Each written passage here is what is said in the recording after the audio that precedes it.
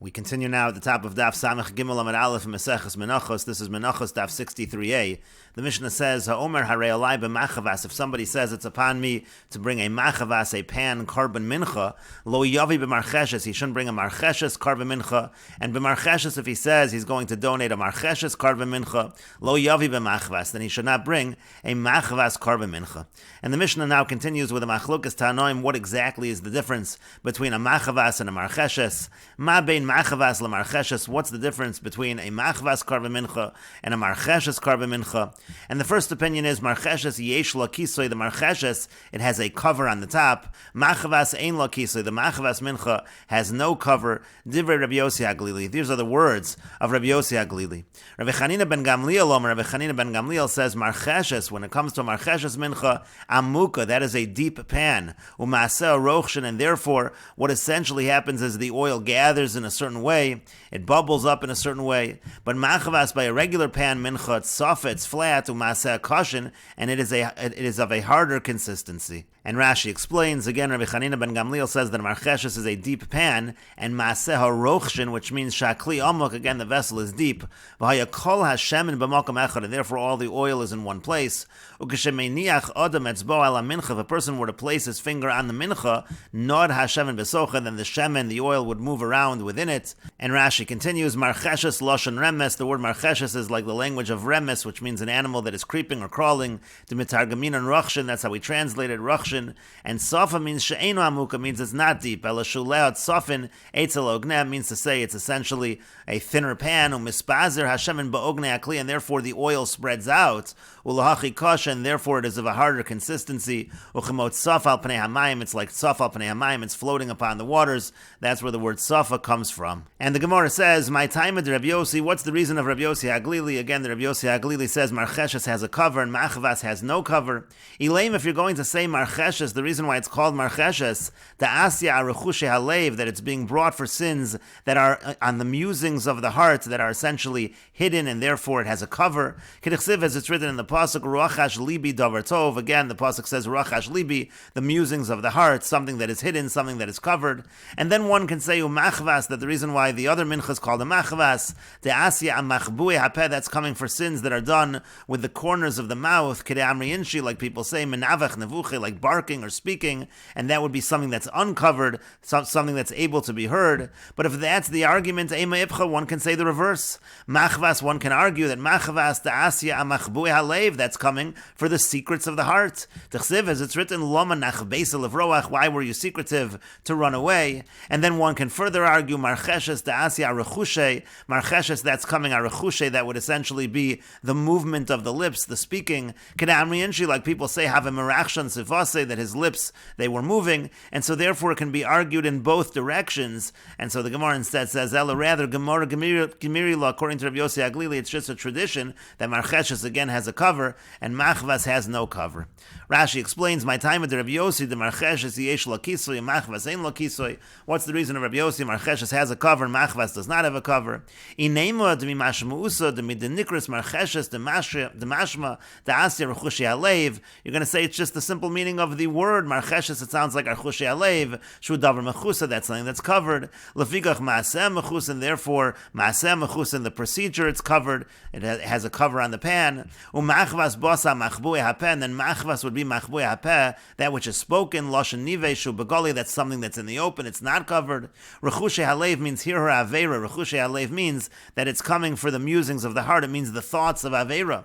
And machbui hapeh, that would be nevuchi hapeh. Kagon sharachil, that's somebody who's going around gossiping something that's being spoken. Nachbeisa tamuna, again, nachbeisa means it's like hidden or secretive. V'leiv chavoy v'tamun, who the heart is something that is hidden.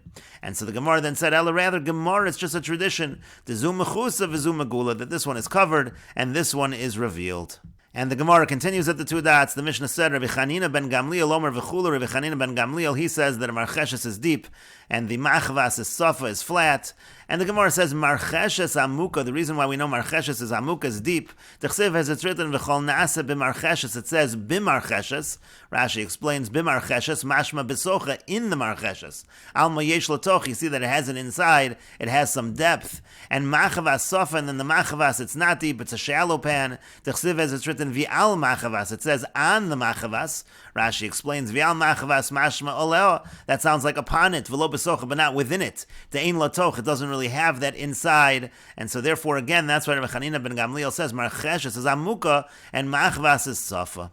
And the Gemara said, and the Gemara continues, Tana Rabban, and the sages taught in a Braisa, Beis Shammai Omer, Beis Shammai say, Ha'omer harei olai marcheshes. If somebody says, harei olai marcheshes, he phrases it in that manner. He doesn't say, harei olai bimarcheshes, he just says marcheshes.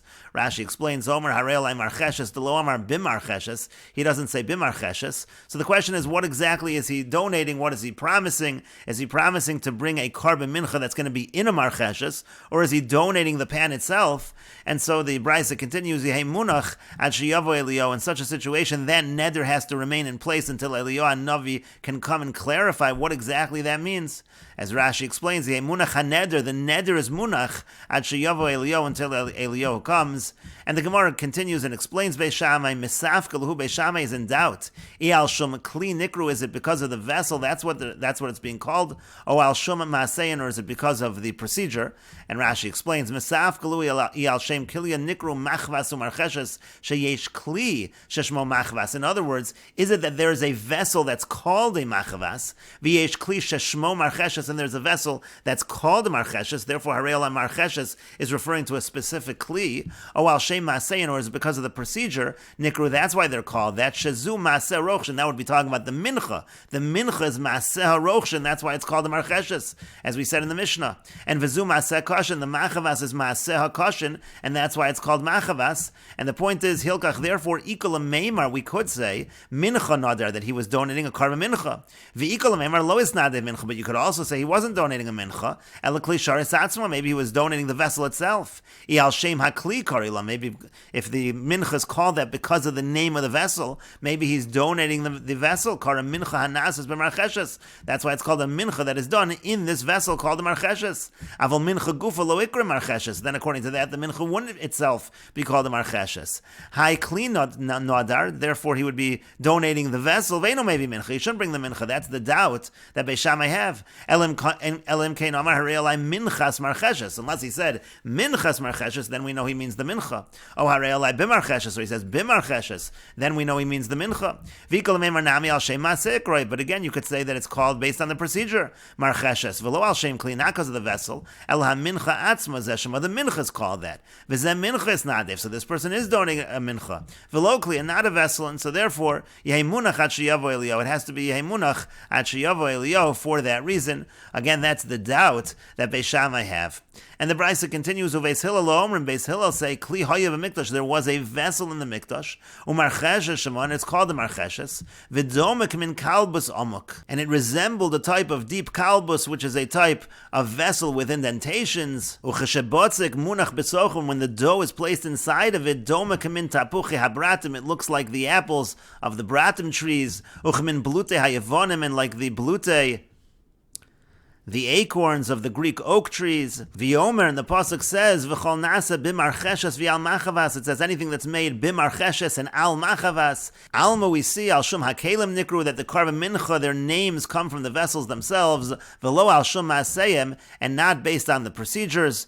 And Rashi explains, Kalbus shem kli osoi kein machavas shalonu. This is a vessel that's made like our machavas. V'hadofen bemtzos klape pnim kazen. It looks like this. Umetsuyor tocho gumos gumos. You have these indentations. Ucheshabotzek munach besocha botzek begumos. And when the dough is placed there, so the dough goes into those indentations, into those holes.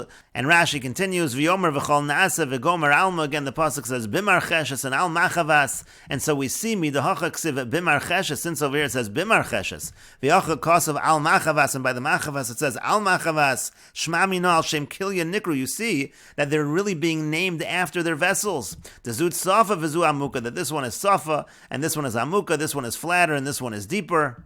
And therefore, based on this, according to Beis Hillel, if one were to say harei olai marcheshes, it is in fact referring to the vessel, and he has to donate the vessel to the Beis HaMikdash. And the Gemara continues with the Mishnah, harei olai betanur, if somebody says it's upon me to bring a karva mincha that's baked in an oven, lo yavi mafe kupach, he shouldn't bring one that is baked in a kupach, which is a smaller kind of stove. Velo mafe ro'afim, he shouldn't bring one that is baked on tiles. Umafe yoros harviyim, or one that is baked in the cauldrons of the Arabs. Rabbi Yehuda Omer, Rabbi Yehuda says, rotza mevi mafe ma'afe kupach. If he wants, he could bring one that is baked in the kupach, in that smaller kind of oven.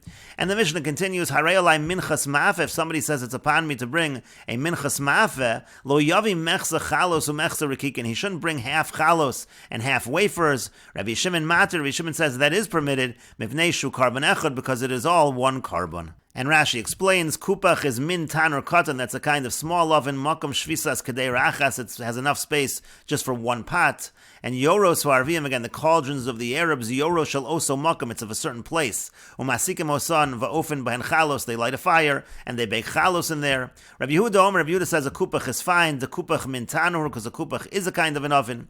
Minchas ma'afe, if somebody says he's going to bring a minchas ma'afe, ksiv ba chalos to rekikin b'vayikra, and Vayikra talks about both chalos, loaves, and rekikin, which are wafers, and so lo yavi mechza chalos, he shouldn't bring half chalos and half rekikin. The amrinan beperagela menachos kol ha-menachos bo seser, because we say in paragela menachos later on that all the karban minchas, they have to come as 10 loaves of bread. V'zel lo yavi, and this person shouldn't bring hey chalos v'hei rekikin, he shouldn't bring 5 loaves and 5 wafers. Ela hakol chalos or hakol rekikin, it has to be either all loaves or all wafers. Mivnei shu karban echad. However, there's a dissenting opinion in the Mishnah. Again, the opinion of Rabbi Shimon, it's okay to bring half chalos and half rekikin because it's all one carbon. Sheshneim ksuvim b'mincha achas. They're both written by this one carbon mincha.